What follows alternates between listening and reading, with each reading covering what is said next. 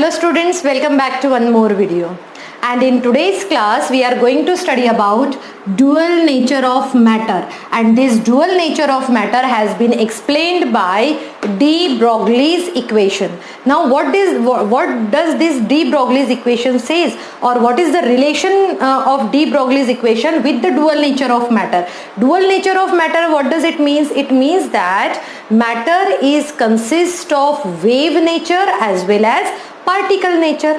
Okay, earlier we have studied in class 9th and all that matter is made up of particles, but after doing many inventions and many scientists has put forward their theory, and they concluded that yes, matter is having dual nature, and that dual nature is matter can behave as a particle as well as matter can behave as a wave nature. Okay student, now let's see what is its statement. Statement says that all moving material particles, these material particles can be microscopic or this can be macroscopic.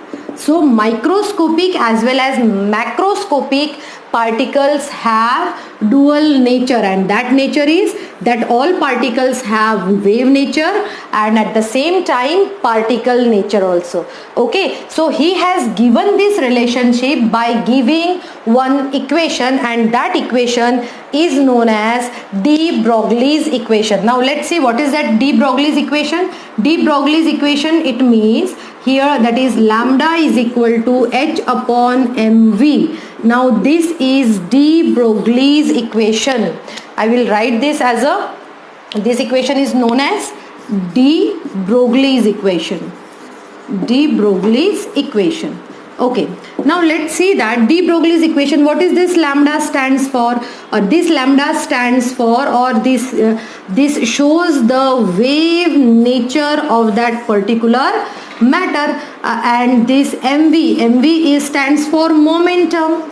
mv stands for momentum. So mv is what? Momentum of that particular particles, and that's why this relation shows that yes, matter is having a dual nature, and that one is wave nature and another one is the particle nature. Now let's see the derivation, how we have derived this. Derivation of de Broglie's equation. De Broglie's equation. And student, you know very well that this h stands for, h is equal to Planck's constant. H is equal to Planck's constant. Okay, now let's see that how we have derived this de Broglie's equation. Now first of all, I'll be writing according to Planck's constant. Here I can write it as according to Planck's theory. According to Planck's theory. According to Planck's theory, that is, he has also given the relationship between energy and the quantum. Okay, so what he has given the relationship, that is E is equal to h nu, and we know that nu is equal to c upon lambda, so we can put this value as E is equal to h c upon lambda, and we can consider it as a first. Now second one is according to Einstein's theory. According to Einstein's theory, we know that E is equal to mc square. Yes, this is second. Okay, understood student how they have derived this? Okay, now here two equations we have, equation 1 and equation 2. Now let me explain this. I am erasing this one. Here I am erasing to make you more. Okay, this here I am writing it with the different pen to understand, and this is mu is equal to c upon lambda. Okay, nu here. Now let's see on comparing 1 and 2, we can say that comparing this equation, so I will be writing it as on comparing first and second. Now let's compare this. E is equal to hc upon lambda, and here it is mc square. So I will be writing it as hc upon lambda is equal to mc square, and when we'll make it more simplify, we can write it as a hc upon mc square is equal to lambda. Okay, so when you will calculate this properly, we can get this value as lambda is equal to h upon mc, and we know that what is this c? C stands here for velocity of light, and that velocity of light we can write here as, similarly we can say this h lambda is equal to h upon mv. Okay, and this is actually the relation of de Broglie's. And what is this? Mv stands for momentum, so we will say that lambda is inversely proportional to its momentum, and that's why we can say that yes, matter is having dual nature, that is particle nature as well as wave nature. So with the help of this equation we can explain de Broglie's concept of dual nature. Okay, now as we hear that v which we have taken, that one is for moving object. Okay, and as h is the Planck's constant. So, but what is the limitation of this de Broglie's equation? That limitation also we should know. What is the limitation actually? Limitation of de Broglie's, let's see. What is this limitation? Limitation of equation. Limitation of this equation. What is this limitation? Limitation of this equation is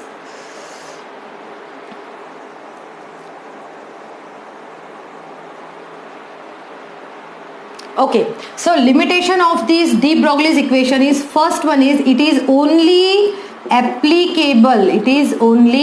applicable for microscopic objects. It is only applicable for microscopic object like electron, proton and neutron in this way. Why I am saying that? Why this is the limitation of de Broglie's equation? Because this wave nature and particle nature can be observed only for the microscopic objects. Now second limitation is what? Second limitation is this is not applicable. This is not applicable for macroscopic. Why it is not applicable for the macroscopic?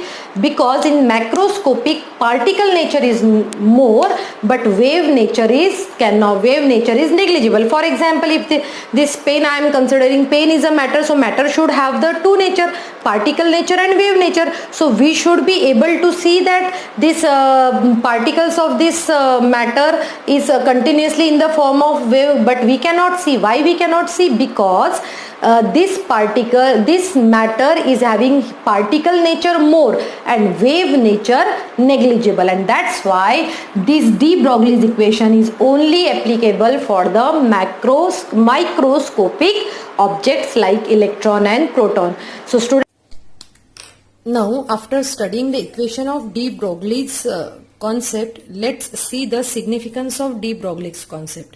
As we know that although de Broglie's equation is applicable to all the material particles, okay, we said that yes, this is applicable to the material particle, but it is not having any significance for macroscopic particle. It is having only significance for the microscopic particles, and this I can explain with the help of one example given below. Now let's take that example. In this example, what we are doing, we are taking a ball and whose mass would be 0.1 kg. Okay, consider a ball of mass 0.1 kg, and when you are taking this mass and consider that the speed of that ball is 60 meter per second. Now let's apply de Broglie's equation to the given macroscopic particle. Macroscopic particle, which particle we have? Ball. as we know that ball is a macroscopic, not the microscopic. So let's calculate. Now it is related to wavelength. So wavelength, for calculating wavelength, I will be using this formula as h upon mv. So h upon mv, h we know that what is it? It's a Planck's constant. So Planck's constant value we can put here. Then mass of a ball 0.1 kg, speed 60 meter per second, and when we will calculate this, we can get approximate value as 10 to the power minus 34 meter. And students, this value, this wavelength is too small for ordinary observation.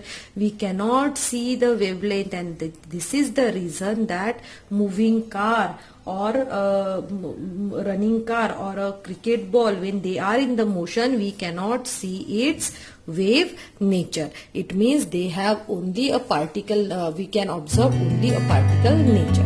Now let's consider this same concept in terms of electrons. So consider now an electron with mass of 9.11 into 10 to the power minus 31 kg. This is the mass of electron, and we are considering it approximately as a 10 to the power minus 30 kg. Okay, now with the same speed it is moving. Again I will put all the values of this, like wavelength is equal to h upon mv is equal to so this is the formula, and 6.62 into 10 to the power minus 34, ये हमारा this one is our formula, and we put all the values in this, and we can get approximately value as 10 to the power minus 5 meter. This we can convert it into Armstrong also, and when we are converting it into Armstrong, it will be 10 to the power 5 Armstrong. Okay, and see children, this can be easily measured experimentally, and that's why we are saying that de Broglie's equation has no significance in everyday's life. So with this we can understand de Broglie's relation has significance only for the microscopic particles. Student, hope you understood today's topic. Thank you so much.